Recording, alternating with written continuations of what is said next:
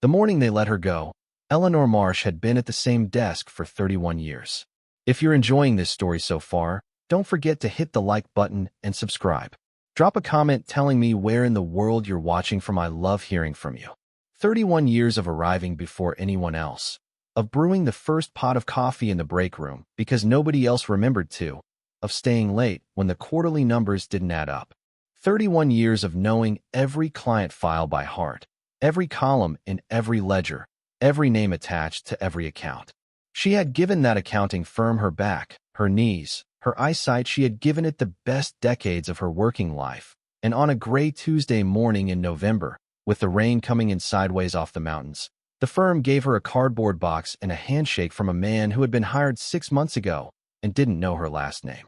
"It's a restructuring," said the young HR manager, whose badge read Kyle. He couldn't quite look at her directly. "We're moving the senior accounts division to a centralized digital platform.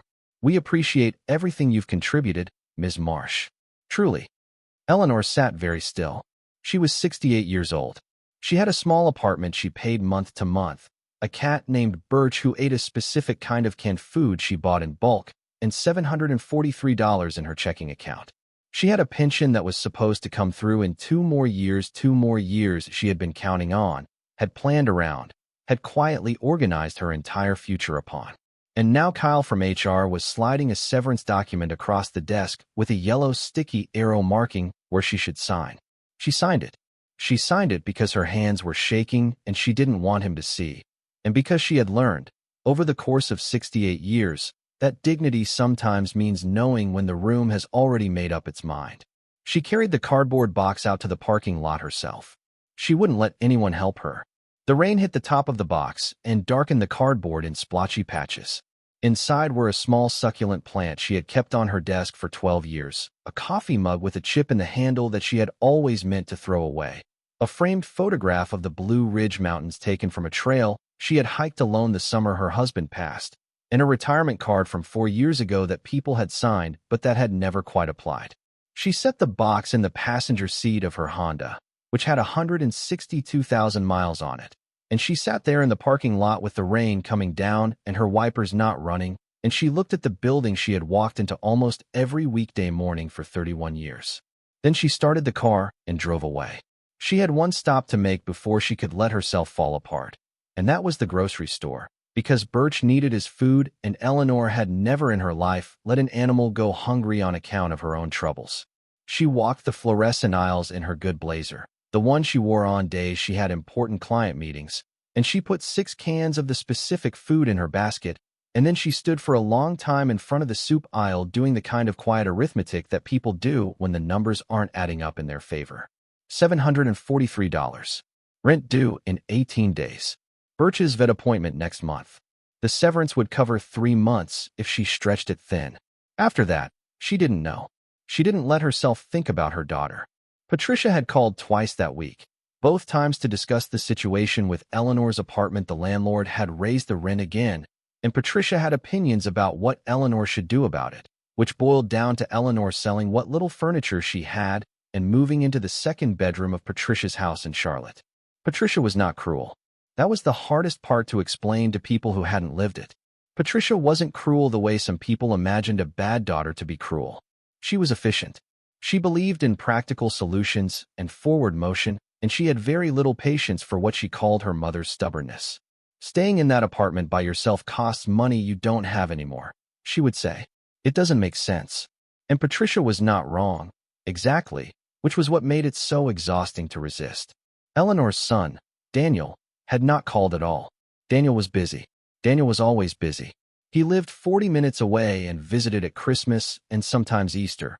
And when Eleanor had mentioned, carefully and without drama, that the rent increase was going to be difficult, Daniel had said, "That's rough, Mom, I'm sorry." And then the conversation had moved on to his children's soccer schedules. She did not blame Daniel the way she perhaps should have. She just noted it, the way you note weather, and adjusted accordingly. She bought the soup too. 2 cans. She was not going to be foolish about this. That evening, she sat in her armchair with Birch on her lap and the rain still coming down outside her window, and she allowed herself 30 minutes of feeling the full weight of what had happened. The job had not been glamorous. It had not fulfilled her the way people in magazine articles said work was supposed to fulfill you. But it had been hers, and she had done it well. And there was a particular grief in losing something that was yours, even if it wasn't perfect.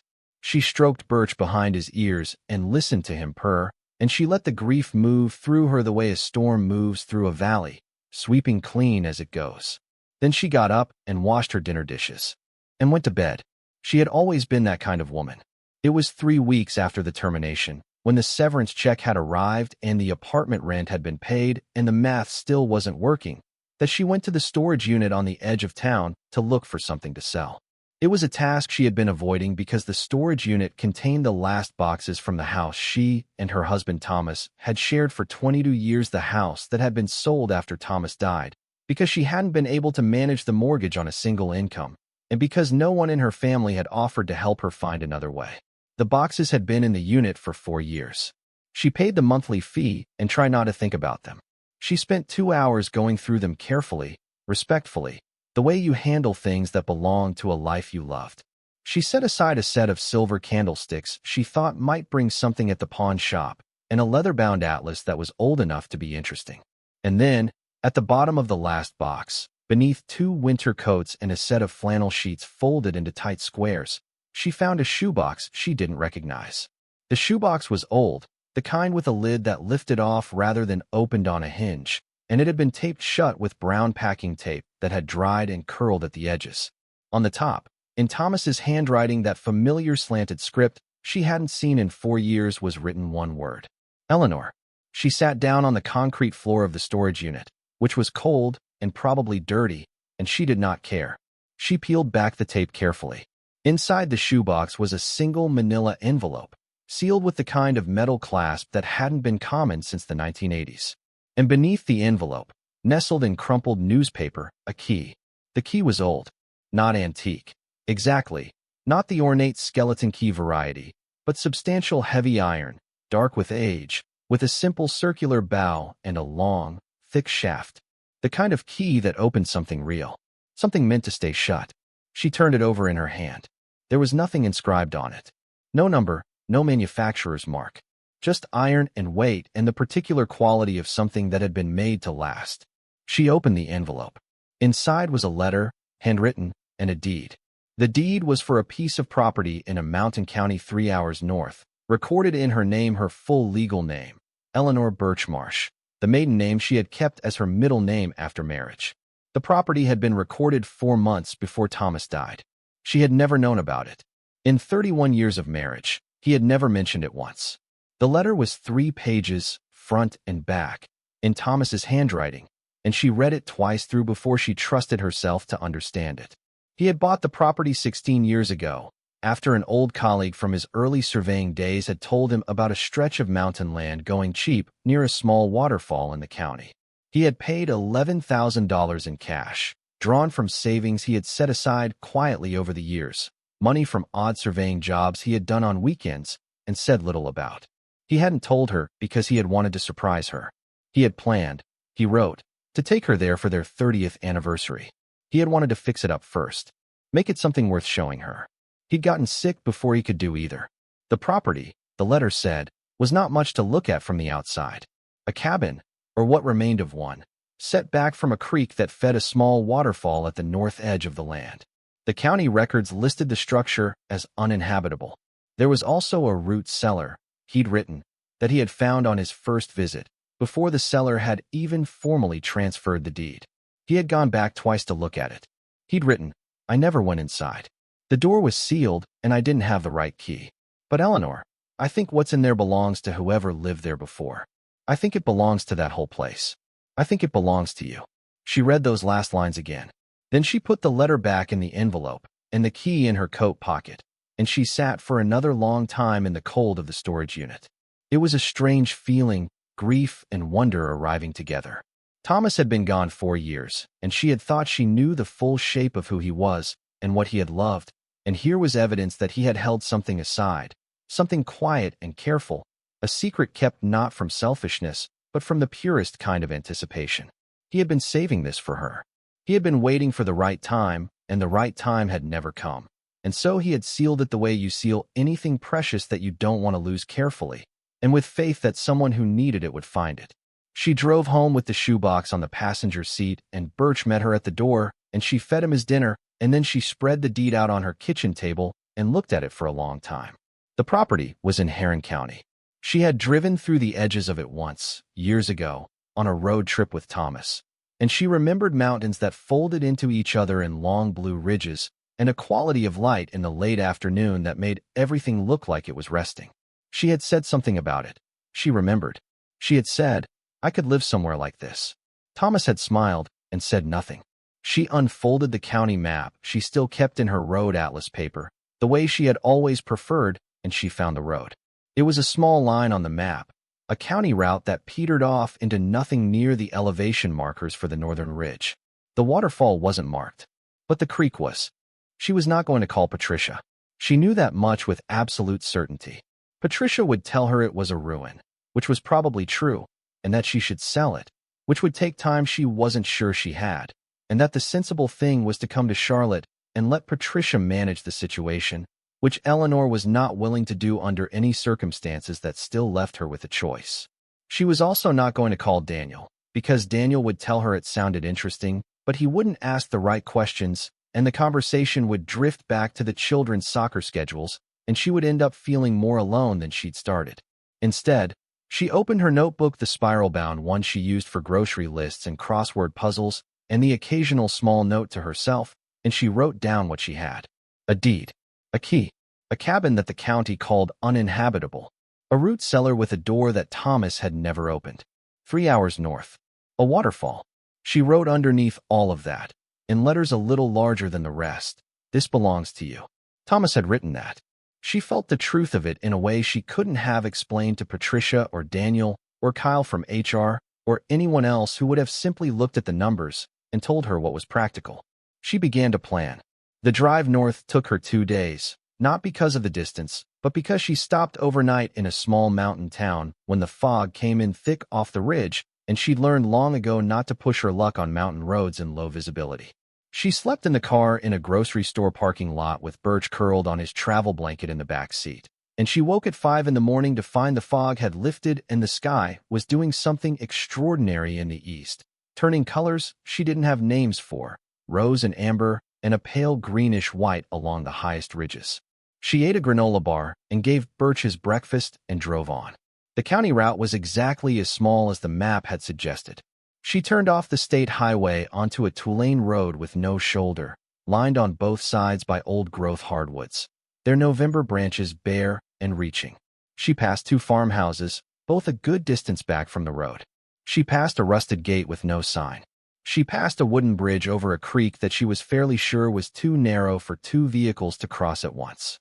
And then, according to the coordinates Thomas had written in the margin of his letter, she turned left at a gap in the tree line where 2 old fence posts stood without a fence, and she followed a track that was barely a track, more like an intention in the tall grass, for a 1/4 mile until the trees opened up and she saw it.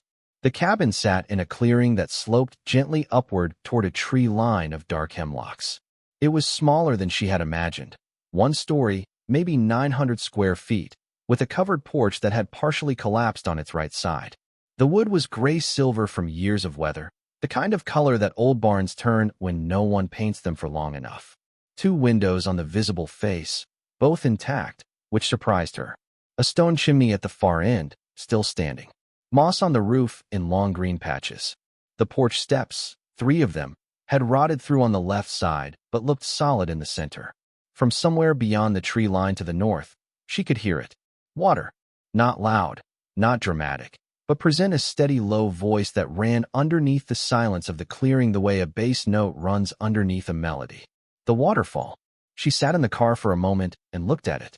She had been expecting to feel nothing in particular, or perhaps a practical sort of assessment looking at the damage, calculating the impossibility. Instead, what she felt was something she had not felt in a very long time, something she had almost forgotten was available to her. She felt the distinct and specific sensation of arriving somewhere. Birch pressed his nose against the back window. "All right," she said aloud, to no one and to both of them. "Let's go have a look." The porch boards held her weight if she stayed to the right side, where the frame was still solid. She moved carefully, her hand on the rail, testing each step.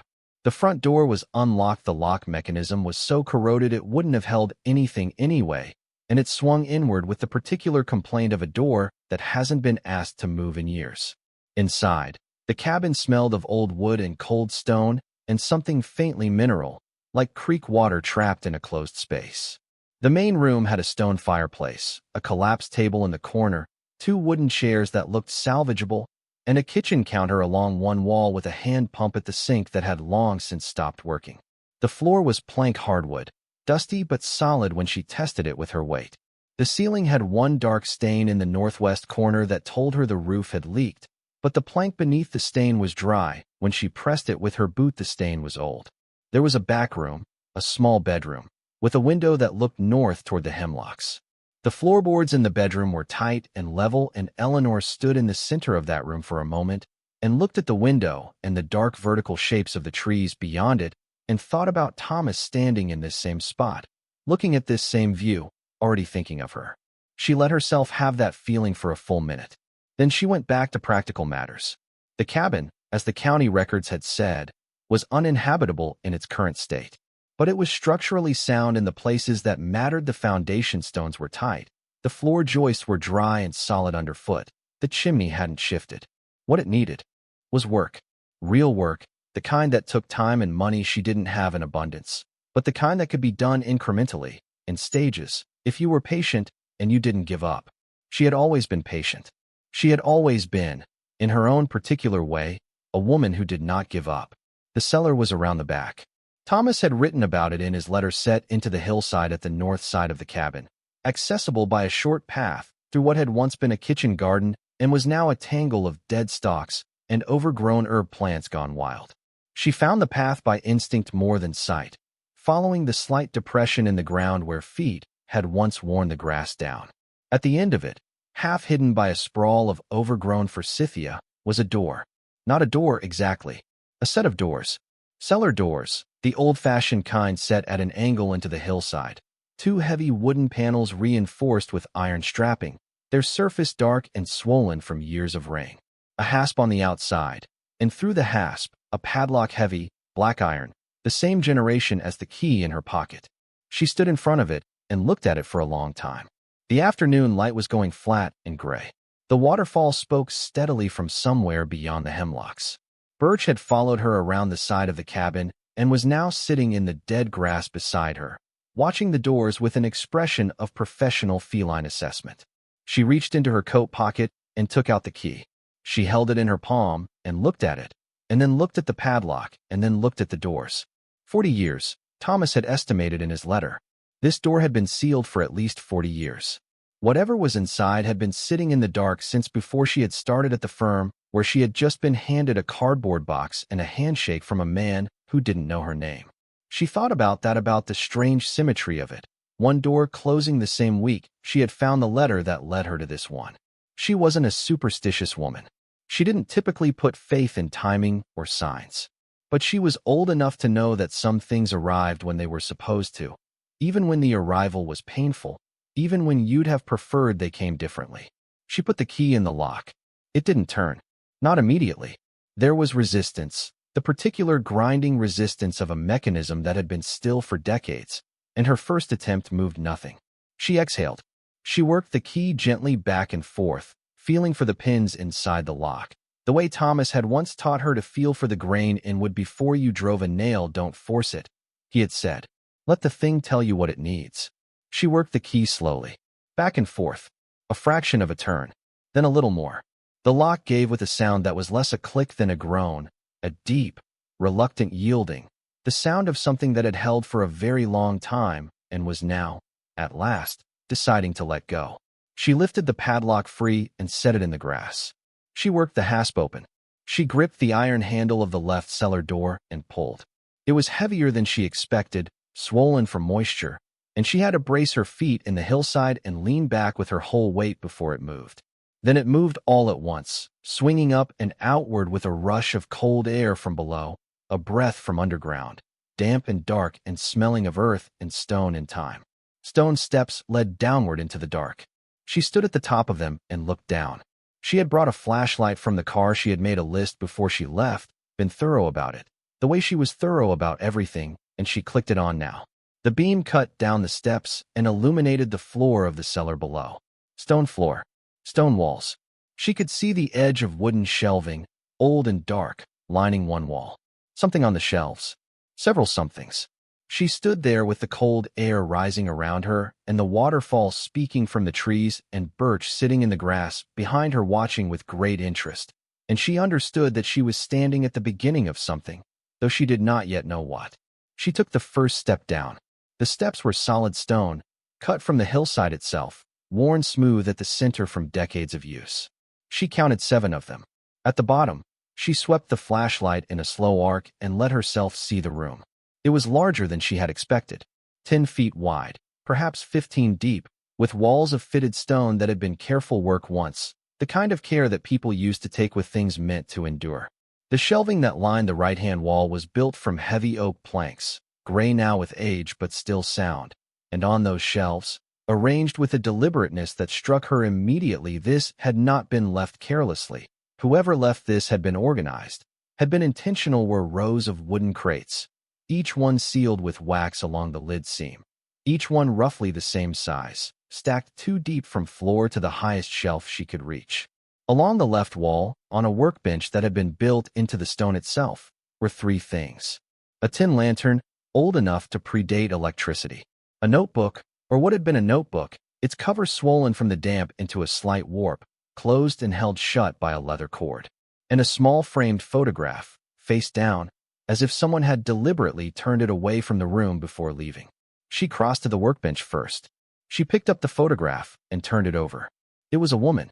Not young, perhaps 60, perhaps older. It was hard to say, because the photograph was black and white and the quality of old photographs made age difficult to judge. She had strong hands, visible even in the formal pose, and she was looking slightly to the left of the camera, as if something just outside the frame had caught her attention a moment before the shutter fell. She was not smiling, exactly, but there was something in her expression that was not unhappy, something settled and purposeful. On the back of the photograph, in handwriting Eleanor didn't recognize, were 5 words. For whoever finds their way. Eleanor read those 5 words 3 times. Then she set the photograph carefully back on the workbench, face up this time, and she turned to look at the rows of sealed crates, and the notebook on the bench, and the cold stone walls of the cellar that someone had built into a hillside in these mountains, sealed shut, and left not abandoned. Left. There was a difference for whoever would come when they were ready. She thought of Thomas standing at these doors, the key not yet in his hand, deciding to wait, deciding to save it, bringing it home and wrapping it in newspaper and putting it at the bottom of a box addressed to her. She was 68 years old.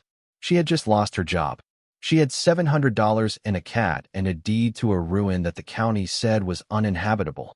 Her daughter wanted her to move to Charlotte, and her son was busy, and the rest of her life was a question she didn't know how to answer yet.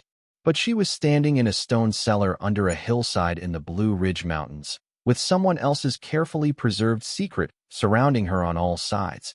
And the waterfall was audible even here, even underground, a low and steady voice that ran beneath everything. She reached out and picked up the notebook. She untied the leather cord. She opened it to the first page. The notebook had been kept by a woman named Ruth Calloway. Eleanor knew this within the first 2 pages, because Ruth Calloway had written her name at the top of the first page in the same way that careful, practical people have always identified their belongings clearly, without flourish, as a statement of fact. Ruth Calloway. Her logbook. Begun September 1974. The handwriting was small and even, the letters formed with the disciplined economy of someone who had learned penmanship when penmanship was treated as a serious matter and had never lost the habit. Eleanor stood at the workbench in the cold of the cellar and read by flashlight, and as she read, the room around her slowly stopped being a mystery and began to be a place with a history. Ruth Calloway had lived on this land for most of her adult life. That much was clear from the early entries. She had come to Heron County in 1951 as a young bride, married to a man named Gerald Calloway who had inherited the property from his own father. Gerald had been a quiet man, According to Ruth's careful and unsentimental descriptions, good with tools, bad with people, prone to long silences that Ruth had learned to navigate without taking personally. They had not had children, which Ruth mentioned once, in a single sentence, without elaboration, in a way that told Eleanor everything about how Ruth had chosen to carry that particular grief. Gerald had died in 1969. 5 years later, Ruth had begun this logbook. The early entries were practical. What she had planted, what she had harvested, the condition of the cellar after a hard winter, a note about repairing the porch steps, a record of income from selling preserved goods at the county market: apple butter, dried herbs, pickled vegetables. Ruth had been self-sufficient in the way that women of her generation sometimes were in the rural mountains, not as a philosophy, but as a necessity, because the alternative was depending on people who were not always dependable. Eleanor paged forward slowly, careful with the swollen paper. In the entries from 1975 and 1976, something shifted. The practical notes continued, but woven between them, growing more frequent as the months passed, were references to the crates. Ruth had begun to receive things. That was the word she used, receive, as though they arrived of their own accord, which perhaps was how it felt.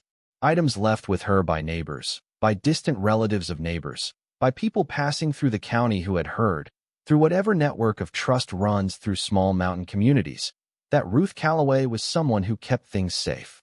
She was, it became apparent, a keeper. Eleanor moved the flashlight beam to the rows of crates and looked at them with new eyes. There were 23 of them. She counted now, each sealed with wax at the lid seam, each with a small card attached to its front. She crossed to the nearest shelf and angled the light at one of the cards. The writing on it was faded but legible. A name, a date, and 3 words, held in trust. She went back to the notebook. By 1978, the entries had developed a different tone. Ruth was still meticulous about the practical record: the cellar's temperature in winter, the moisture levels, the condition of the wax seals, but she was also writing about herself, about her own situation, in a way that the earlier entries had not. Her sister's family had been pressuring her to sell the land. The county had reclassified the cabin as substandard dwelling after a zoning inspector had come through and written a report that Ruth clearly found insulting. There were references to a lawyer named Pratt who had sent letters she described as aggressive. Her nephew, a man named Boyd, had begun visiting. The visits did not seem to be primarily social in nature. Eleanor recognized this. She recognized it in her chest before she could articulate it in her mind: the particular quality of pressure applied by people who believed they knew better, who believed the practical solution was obvious, who could not understand why. The person in question persisted in remaining somewhere difficult when easier was available elsewhere. She had heard versions of this argument in Patricia's voice. She heard it now in Ruth's careful, controlled descriptions of Boyd's visits, and she felt a specific and complicated solidarity with a woman who had been dead for some years and whom she had never met. The middle section of the notebook was harder to read, not because of the handwriting, but because of what it contained. In 1979, Ruth had become ill. She didn't name the illness, just referred to it obliquely, the way her generation often did, as my situation or the matter with my health. The entries became shorter. Some weeks were recorded in a single line. But the record of the cellar's contents continued without interruption, as methodical as ever, because that apparently was the thing Ruth would not let slide, no matter what else was failing. In March of 1981, in an entry that was only a paragraph long, Ruth Calloway had written the following: I have sealed the cellar. I am leaving the land to no one in my immediate family, as they have shown me clearly enough what they would do with what I have kept. The deed will go to the County Land Trust. The key I am leaving with Pastor Morrison at First Baptist in Cullen, with instructions that it be held for whoever comes to claim the land with honest purpose. I believe in honest purpose. I have believed in it my whole life. What is in the cellar does not belong to me any more than it ever did. It belongs to the people whose things I kept, and to whoever continues the keeping. I hope they find their way here. I hope the door still works. I have oiled the lock. Eleanor lowered the notebook. She stood very still in the underground cold, and she thought about Ruth Calloway oiling a lock she would never use again, in a cellar she was about to seal, as an act of faith directed at a person she would never know. She thought about Thomas, standing at these same doors, the key not yet in his hand, deciding to wait. Deciding that this was not something to open alone, that this was something to bring to her. She thought about Pastor Morrison at First Baptist in Cullen, holding a key for decades, and what had happened to that key when Pastor Morrison was gone, and how the key had eventually found its way to a surveyor named Thomas Marsh who had been told by a colleague about a piece of mountain land going cheap, and how Thomas had slipped the key into a shoebox and written her name on the outside and tucked it at the bottom of the last box she would have thought to open. Honest purpose. Ruth had believed in it. She had sealed the cellar and oiled the lock and gone to her rest trusting that honest purpose would eventually arrive. Eleanor was 68 years old, and she had just lost her job and her life was in pieces around her. But she was standing underground in the mountains with a flashlight and a dead woman's logbook and 23 sealed crates and the particular feeling of someone who has arrived, at last, at the right place. She would not rush this.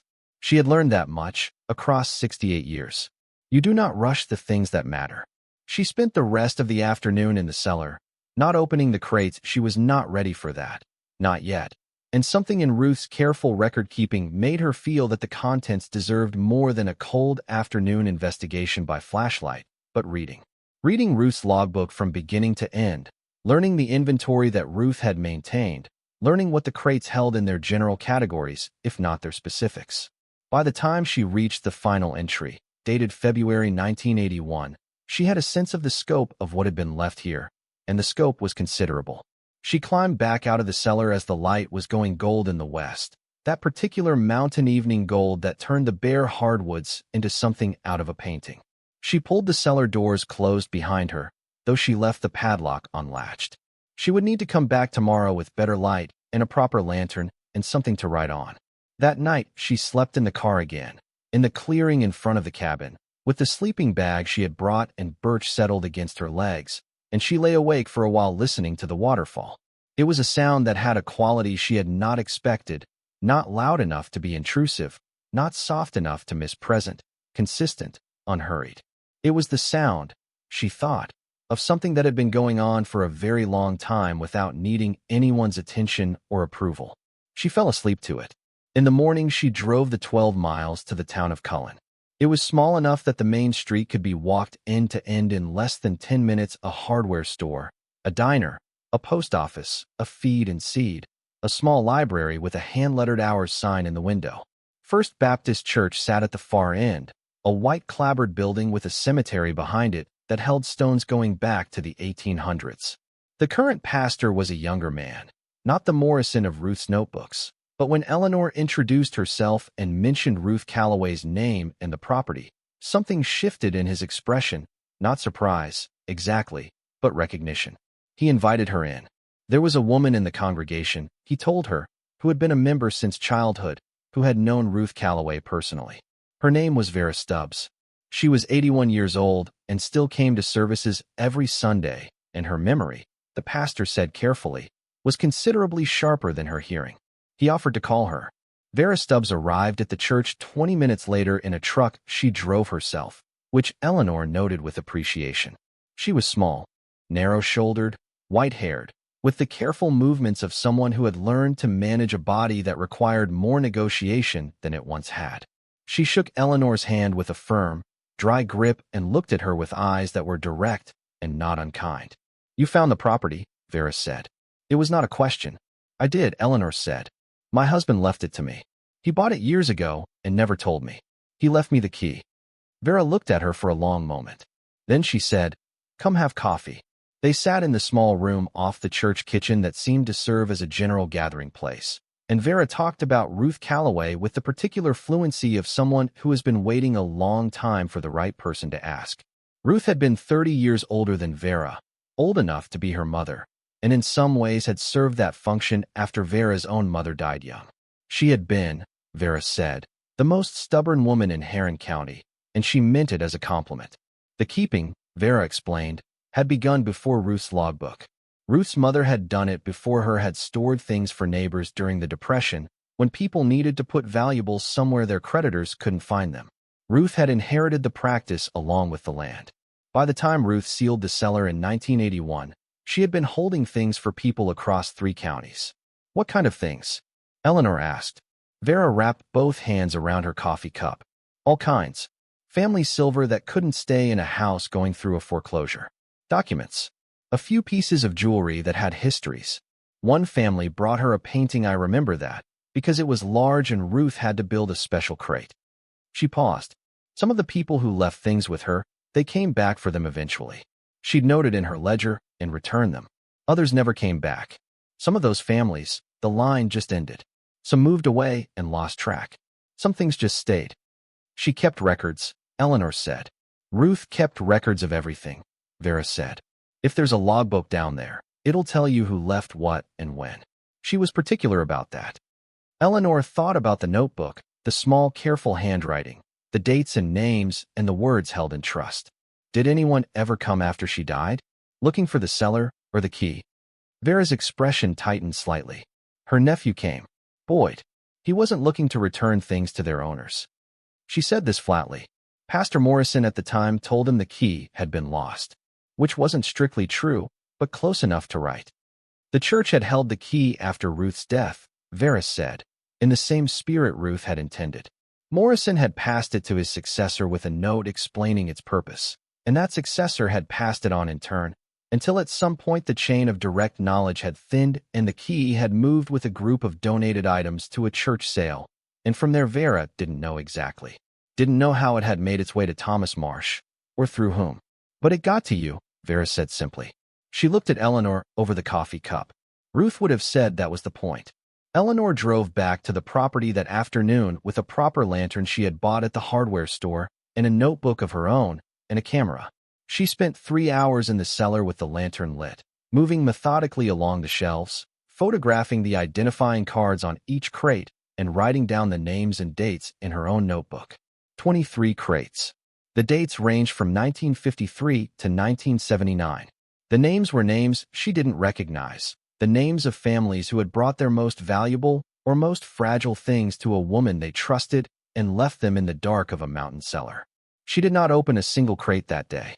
She was not ready to open them, and she was also not sure she had the right, not without understanding first exactly what she was dealing with. But she photographed every card, copied every name, and when she climbed back out in the late afternoon with the lantern still warm in her hand, she sat on the hillside with her notebook and looked at what she had written and felt the weight of it, not burden, not exactly, but weight in the way that important things have weight, the way responsibility has a specific gravity.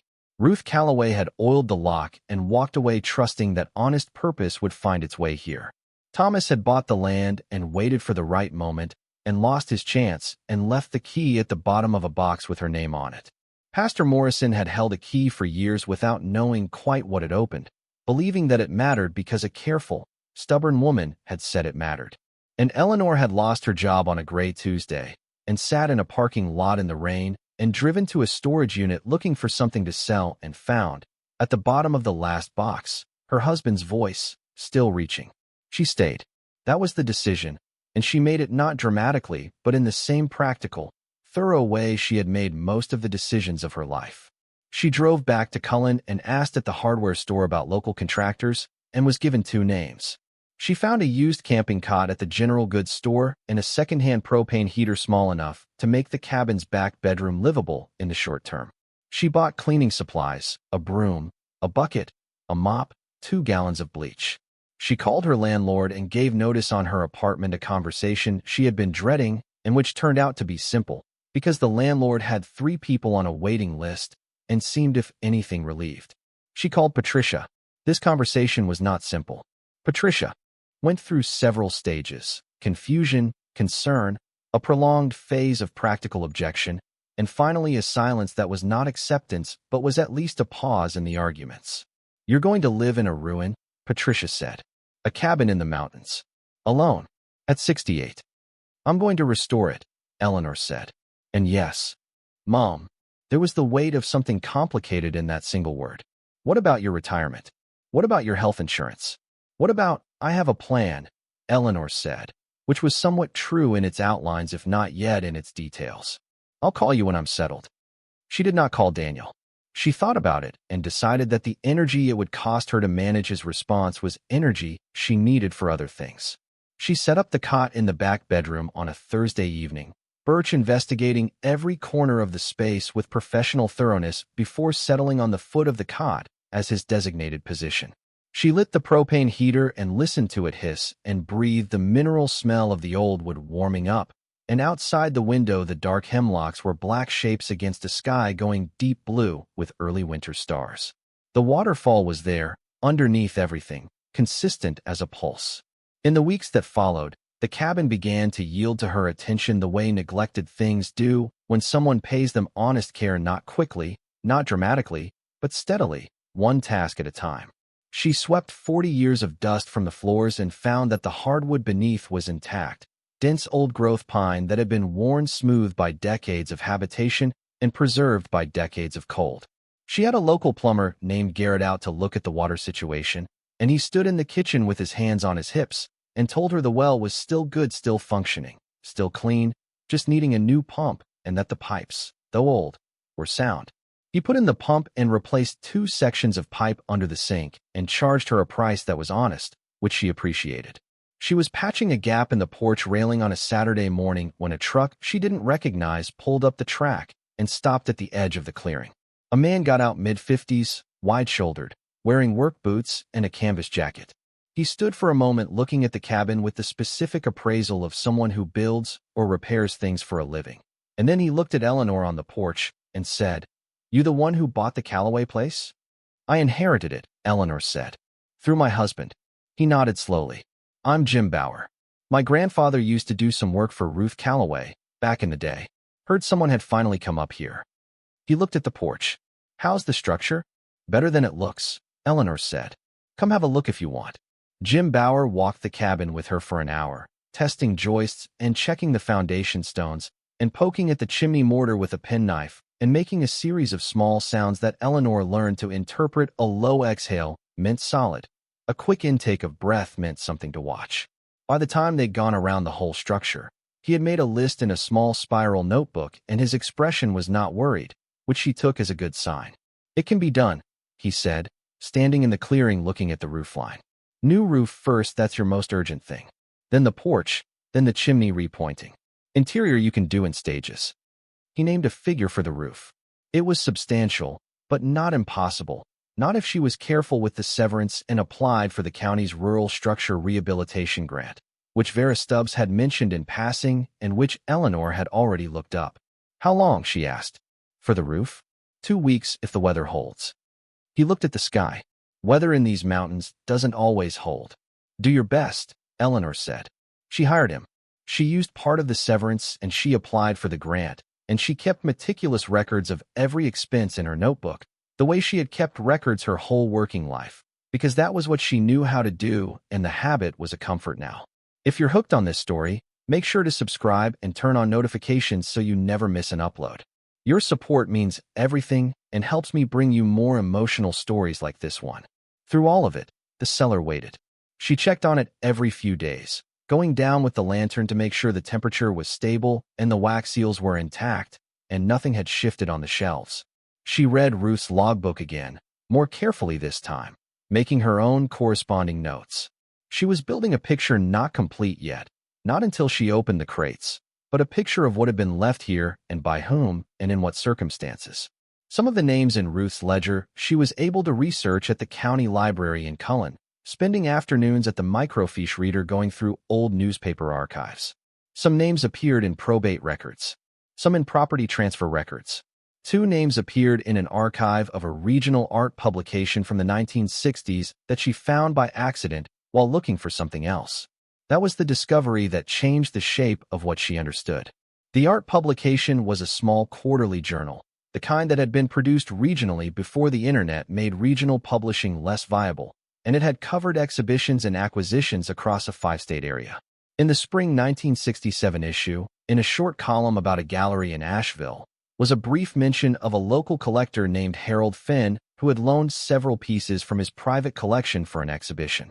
The pieces described were mountain landscapes and a small portrait attributed to an artist whose name Eleanor didn't recognize, but whose work, the column said, had recently attracted the attention of collectors in New York. Fenn. She turned to Ruth's logbook. There, June 1969. Fenn, 1 crate, Contents listed as 2 framed works, mixed media, per owner's account. Held in trust. Eleanor sat in the library with the microfilm humming and the afternoon light coming through the high windows, and she thought about a painting in a crate in a sealed cellar and an artist whose work had attracted attention from New York collectors in 1967. And she thought about what 56 years might have done to the value of such a thing, and she felt the ground beneath her shift very slightly, like the first tremor before a larger movement. She drove back to the property in the early evening. She parked in the clearing and sat for a moment watching the light die on the hemlocks. The waterfall ran steadily in the dark of the trees. Birch pressed his nose to the passenger window. She thought about Ruth Calloway, who had held all of this in trust for people who needed it held. She thought about Thomas, who had stood at the cellar door and felt the weight of someone else's careful faith and decided not to open it alone. She thought about the 5 words on the back of the photograph. For whoever finds their way. She was ready. She got out of the car and took the lantern from the back seat and walked around the side of the cabin and down the path through the old kitchen garden to the cellar doors. The evening was cold and very clear. Stars were beginning to show at the edges of the sky. She unlatched the doors and went down into the dark and lit the lantern and stood for a moment looking at the shelves. 23 crates. 40 years of careful keeping. She went to the crate with Harold Fenn's name on the card. It was on the second shelf, toward the back, a larger crate than most. The one Ruth's logbook had noted required a special build. The wax seal was intact. The wood was heavy and sound. Eleanor went to the workbench and found, in the top drawer, exactly what she had hoped to find. A flat-bladed tool, old but serviceable, that Ruth had presumably used for the same purpose. She worked it carefully under the wax seal, moving slowly around the perimeter, breaking the seal in sections without forcing anything, the way Ruth's logbook had described the process. The lid came free. Inside, wrapped in layers of oilcloth that had preserved them remarkably well in the cellar's stable cold, were 2 framed paintings. She lifted the first one out carefully, set it upright against the workbench, and held the lantern to it. It was a mountain landscape, roughly 18 inches by 24, painted in oil on a wooden panel rather than canvas. The mountains were the Blue Ridge. She recognized the specific shape of the ridgeline, the way the layers folded into each other in the distance. The light in the painting was the particular light of late afternoon, that mountain evening gold she had watched every day from the cabin clearing, and the painter had understood that light with an intimacy that told her he had stood in these mountains and looked at this exact quality of illumination many times. The brushwork was confident without being showy. The colors were complex and not obvious.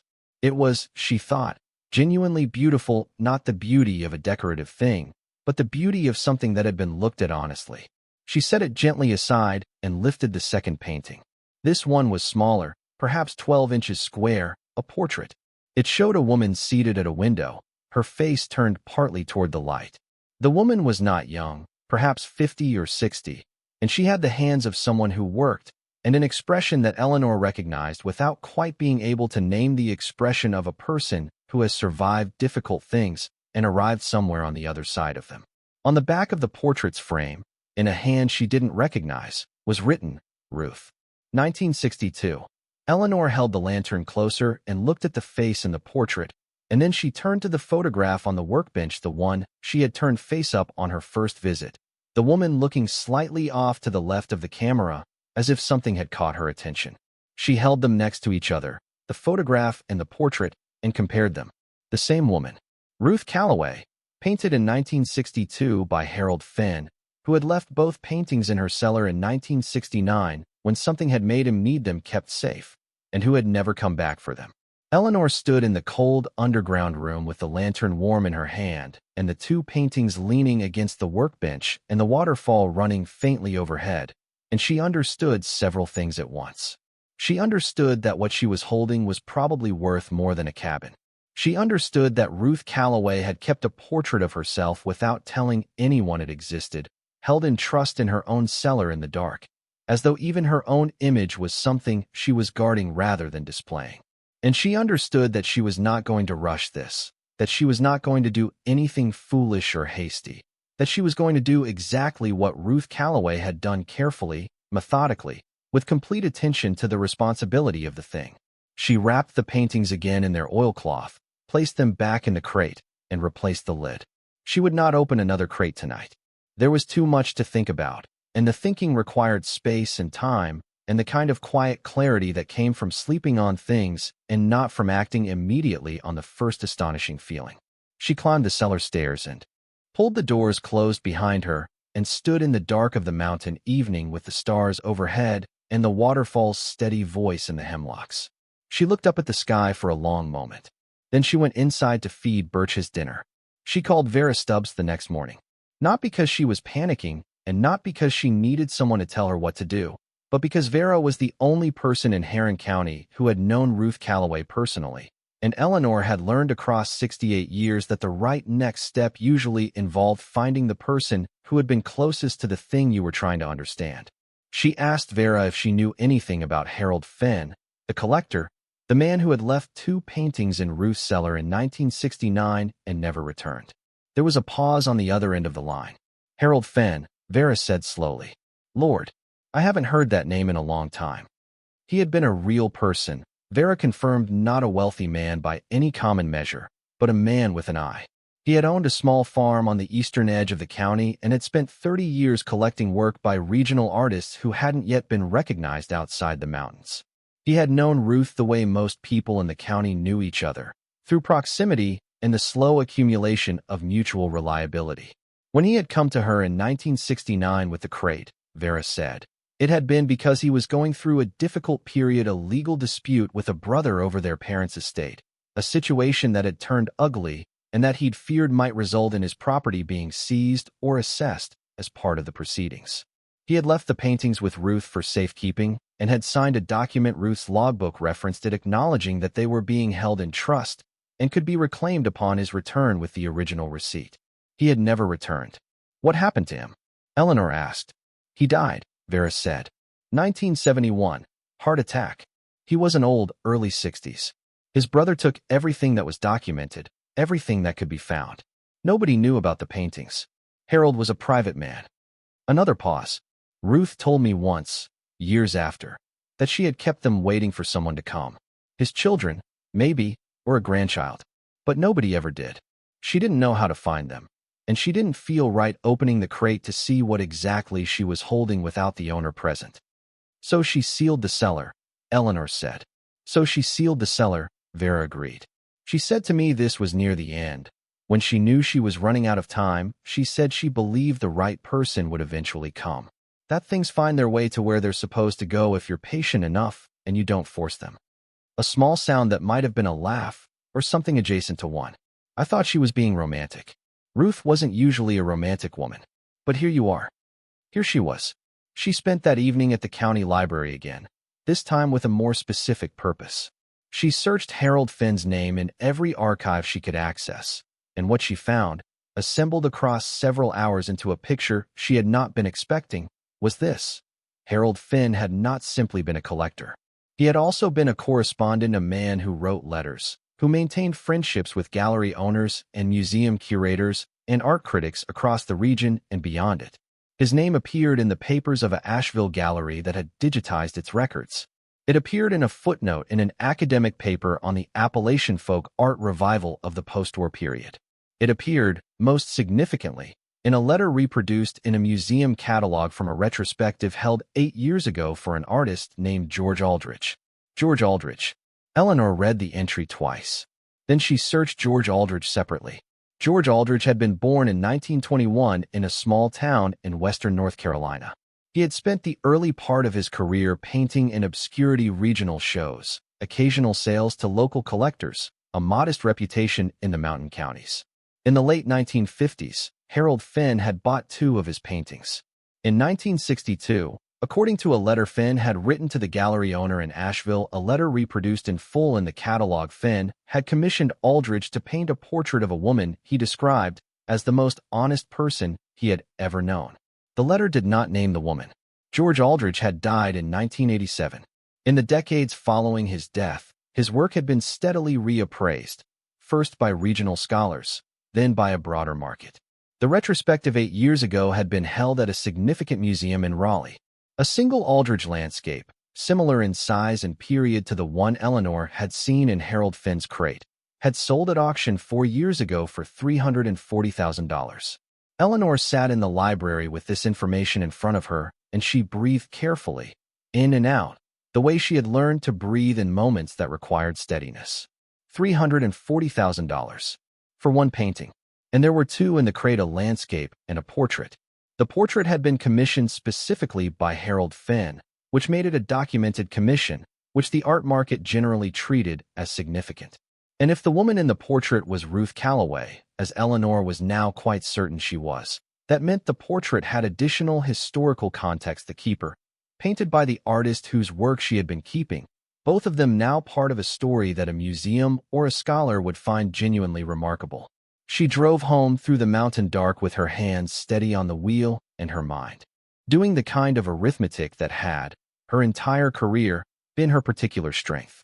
She was not a woman who lost her head over numbers. She was a woman who followed them carefully to where they led. They led her, that night, to a decision. She was going to open all the crates. She was going to document everything, properly photograph, describe, cross-reference with Ruth's logbook, and then she was going to find an expert. Not a dealer, not yet. An expert first. Someone who could tell her what she was actually looking at before anyone started talking about money. She opened the remaining crates over the course of a week, working methodically from the earliest date to the latest, spending a full morning or afternoon on each one, photographing the contents with the careful lighting she had improvised by hanging the lantern at specific angles from the shelf brackets. She wore cotton gloves she had ordered from the hardware store's supply catalog. She handled everything gently and returned everything to its crate after photographing it, replacing the oilcloth wrapping with the same precision Ruth had originally used. What she found, crate by crate, was the collected valuables of a community that had needed someone to hold them when holding became necessary. Silver flatware and candlesticks, and one remarkable tea service that Ruth's logbook described as belonging to the Hartley family, brought in 1958 during a foreclosure proceeding.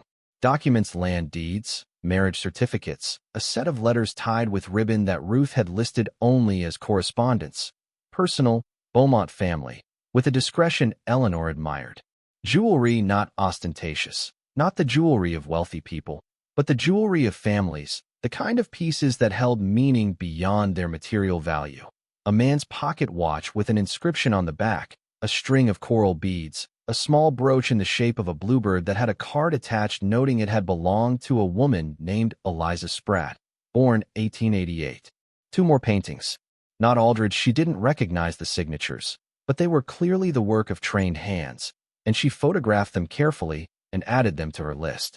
And then, in the very last crate, the one dated 1979 and bearing a name she had seen nowhere else in Ruth's records, a name she could find no trace of in any county archive or newspaper, she found a small cedar box within the larger crate. The cedar box was sealed with its own wax, a second layer of protection inside the first. She opened it with the same careful tool. Inside the cedar box, wrapped in chamois leather and individually tissue-wrapped, were 14 gold coins. She held one up to the lantern. It was American, that much she could see the eagle on the reverse, the profile on the obverse. The date stamped on it read 1924. She turned it over and over in her gloved hand, feeling the weight of it, the specific density of gold that is unlike the density of anything else. She put it carefully back. She closed the cedar box.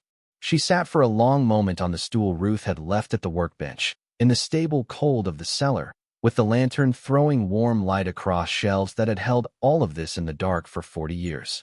She thought about Ruth Calloway, who had accepted responsibility for other people's most precious and vulnerable things, and had held that responsibility faithfully until the end of her life, and had then found a way to extend it past her own death, trusting the lock and the dark and whatever force it is that brings the right person to the right door. She thought about Thomas, who had stood at the top of these stairs and felt the weight of that trust, and had understood, without knowing the details, that this was not something to take lightly, and had preserved it the only way he could, by preserving the key. She thought about her firm, about Kyle from HR with his yellow sticky arrow, about the cardboard box in the rain. She thought about Patricia and Charlotte with her practical solutions, and Daniel with his children's soccer schedules, and the $743 that had been all she had left of her working life. She thought about all of that, and then she let it go, The way you let go of things that no longer define you. And she looked at what she actually had. She had a stone cellar and a logbook and 23 crates and a deed in her name and a waterfall she could hear even underground. She had 14 gold coins and 2 George Aldridge paintings and a community's worth of preserved history and a name on a photograph for whoever finds their way that she was beginning to understand had been written for her. She climbed the stairs and pulled the cellar doors shut and walked back to the cabin in the morning light. The call to the museum in Raleigh took 3 attempts before she reached the right person. A curator in the American Regional Art Department named Dr. Simone Adler, who had a careful and precise way of speaking on the phone that Eleanor recognized as the manner of someone who dealt regularly with people making claims about things they didn't fully understand and had learned to be measured in response. Eleanor described the paintings methodically, with the specific details she had photographed: dimensions, materials, subject matter, the inscription on the portrait's back. There was a silence on the other end of the phone that was different from Dr. Adler's measured carefulness. It was the silence of someone recalibrating. "The portrait," Dr. Adler said. "You said it's inscribed on the back." "Ruth, 1962. "Yes," Eleanor said. "And it came from a crate belonging to Harold Fenn, with documentation that he brought it to the property in 1969. "A logbook entry, yes. Witnessed by the property owner at the time." Another silence. "Ms. Marsh," Dr. Adler said, "I'd like to come and look at these paintings in person. At your convenience." Dr. Adler arrived on a Thursday in early February, accompanied by a conservator named Paul Merritt, who drove a van with specialized transport cases in the back and who wore the expression of a man accustomed to being surprised by what he found in rural locations. They spent 4 hours in the cellar with equipment Eleanor hadn't seen before: lighting rigs, magnifying devices, something that measured the chemical composition of paint and canvas without contact. She stayed out of their way for most of it, sitting on the hillside with Birch in her lap and a cup of coffee from the thermos she had started keeping in the car. When they came up from the cellar in the mid-afternoon, Dr. Adler's measured manner had not entirely deserted her, but there was something behind it now, a contained energy, the quality of a person working hard to remain professionally composed. "Both paintings are consistent with Aldridge's documented work from the early 1960s, she said. "The landscape matches the period and style of several works in museum collections. The portrait," she paused. "The portrait is remarkable.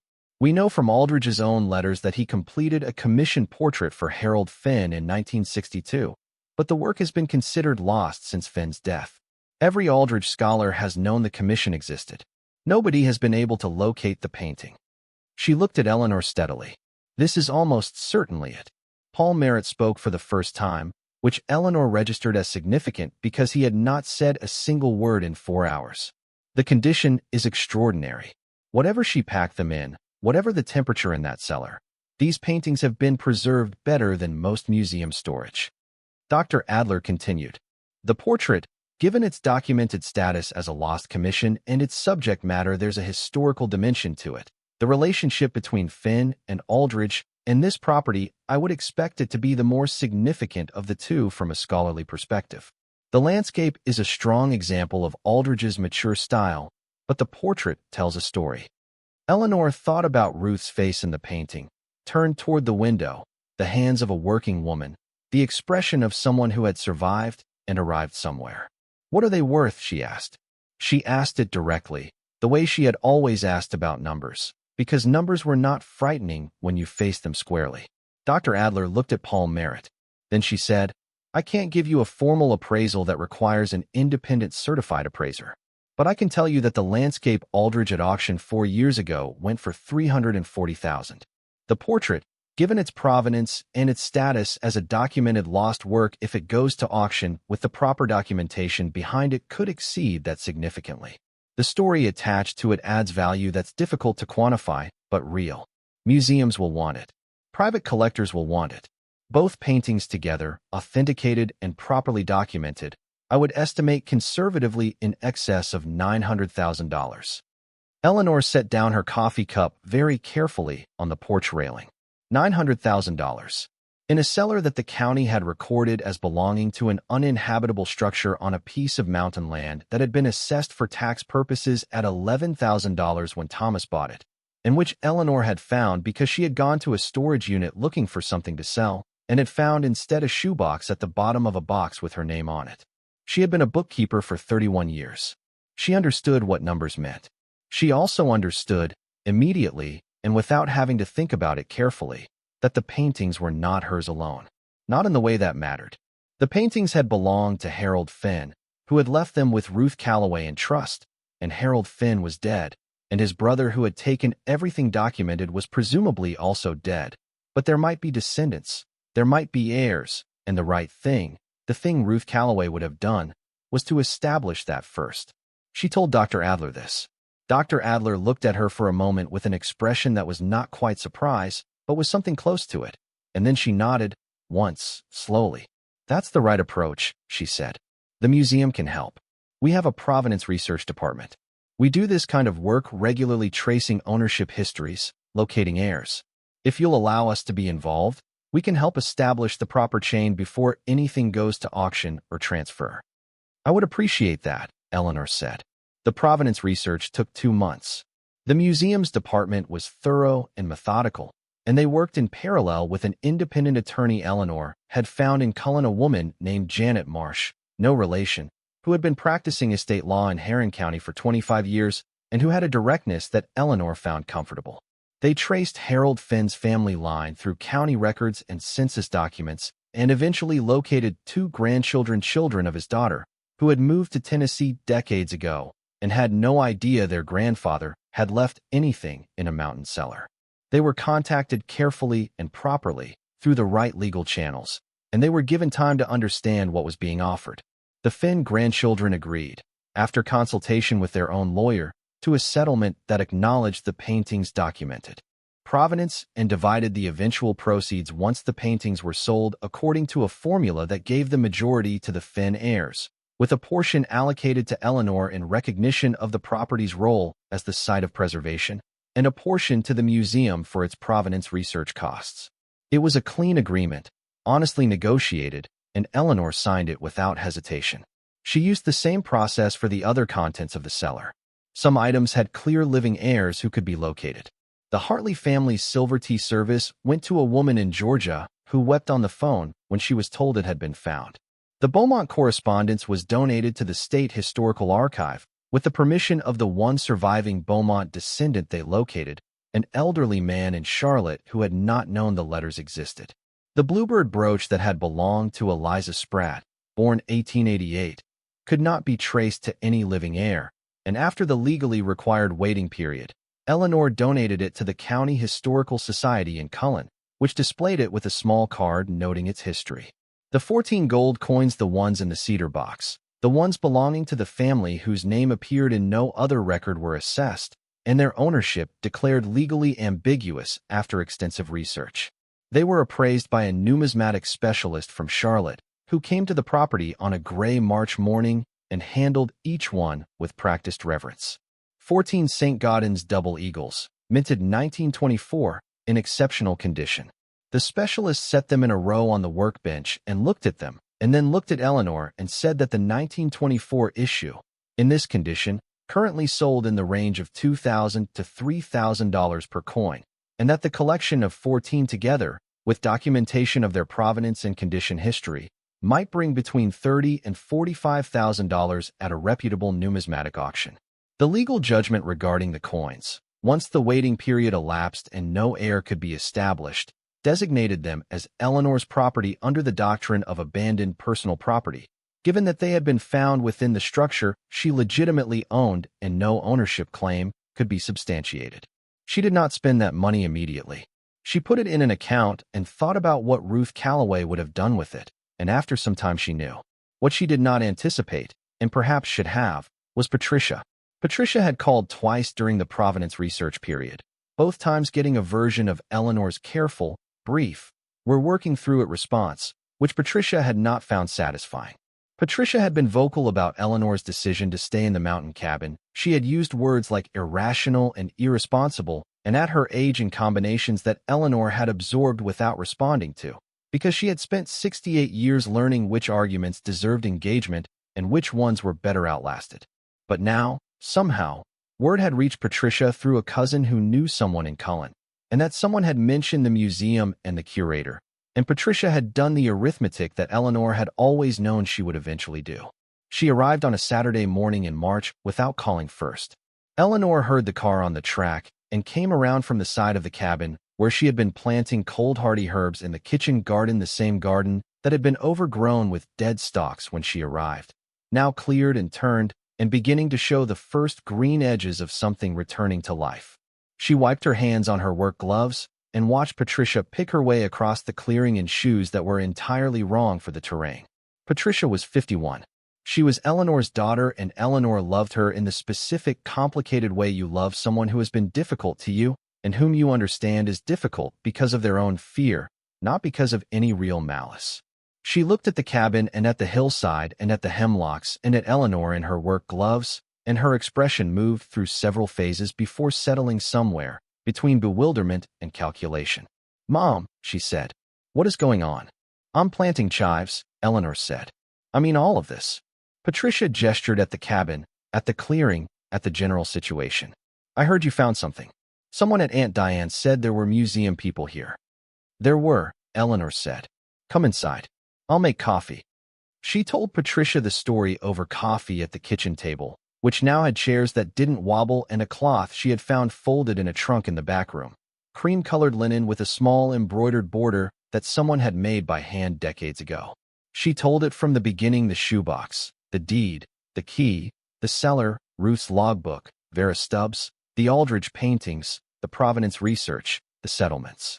She told it completely and without omitting anything, because she was not a woman who managed people by controlling their information, and because she felt that Patricia deserved to understand what had actually happened rather than whatever version she had assembled from county gossip.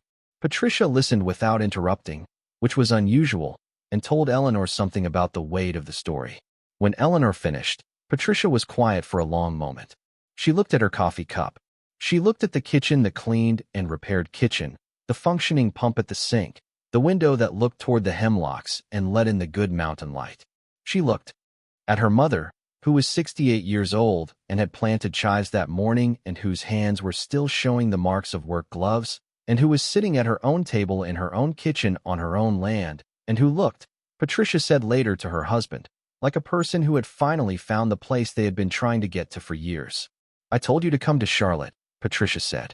Her voice was not hard. It was something else, a person arriving at the edge of an understanding they hadn't expected to need. "I know," Eleanor said. "I thought you were being stubborn." "I was being stubborn," Eleanor agreed. "It worked out." Patricia looked up at her. "I should have listened. When you said you had a plan, I should have listened." Eleanor reached across the table and covered her daughter's hand with hers. She didn't say anything, because she didn't need to. This was the moment she had not sought and not engineered. The moment that the story had delivered of its own logic, her daughter sitting in her kitchen on a Saturday morning saying, "I should have listened," and Eleanor receiving it without triumph, without scorekeeping, because that was not who she was and never had been. She held her daughter's hand and looked out the window at the hemlocks and listened to the waterfall. The Aldridge paintings sold at auction in June. The landscape brought $380,000. The portrait, The Lost Commission, the image of Ruth Calloway painted in 1962, the woman who had kept everything safe, brought $620,000, because Dr. Adler had been right about the story, about how a painting that carries a story is worth more than the sum of its materials and technique, because people are not only buying the object but the meaning behind it, the human fact of it, the particular truth that it holds. Eleanor's portion of the proceeds, per the negotiated settlement with the Fenn heirs, was 22%.